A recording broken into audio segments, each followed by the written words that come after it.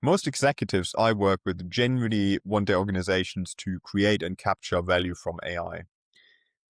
But what I often see is that AI initiatives lose momentum, not because of resistance, but because of very reasonable leadership decisions. What makes this tricky is that these decisions usually seem harmless and sometimes even look sensible in isolation. It's only in combination that they quietly destroy value.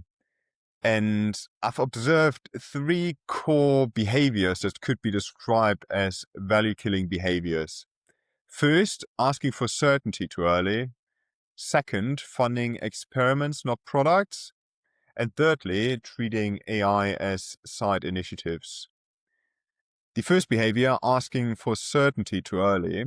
Executives often want clear ROI, return on investment, clear timelines, and some form of guarantee upfront. In data and AI work, the pressure pushes teams to overpromise, to underlearn, and to optimize for presentations, for shiny experiments, rather than very clear business outcomes. The second behavior, funding experiments, not products, means that budgets are frequently allocated to pilots, to proof of concepts, to some form of innovation experiment.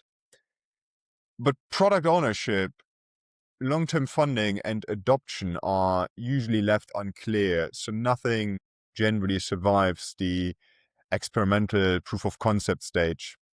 And the third behavior that I've observed is that AI is treated as a side project, that a shiny team somewhere in the corner office is working on. AI is often positioned as something on top of the existing organization that avoids disruption in the short term, so disruption to operational processes, but generally prevents AI from ever changing real decision making, real workflows, and driving real business value. So what works instead? The organizations that create and capture value from AI do a few things differently. They accept value early on. They fund products, not experiments or proof of concepts. And they embed AI into real decision making and into their operating models and have a very clear funnel in terms of where initiatives come in, how they prioritize them, and how they resource them. None of this is flashy, but I've seen it works.